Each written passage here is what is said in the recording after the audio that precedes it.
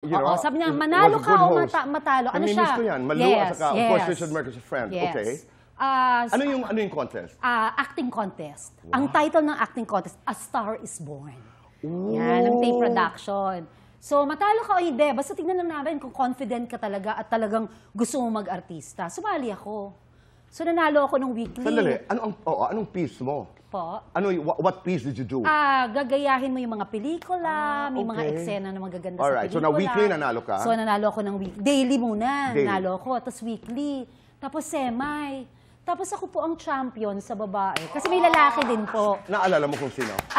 Hindi ko na po naalala. Okay. 16 lang po yata ako. Mag-graduate pa lang ako ng high school. Okay. Nung time na yun, hindi pa ako nag-aartista. Tapos, ang judge pa po nung A Star is Born is si Gina Alahar, si Miss Gina po, tapos si Johnny Delgado. Wow, Tapos okay. nakatrabaho ko rin sila. Isipin mo, di ba? Parang gano'n. Nag-contest lang. Ano yung piece mo? Kasi usong-uso noon, pag acting piece, di ba yung mga Crispin, Basilio, may mga gano'n.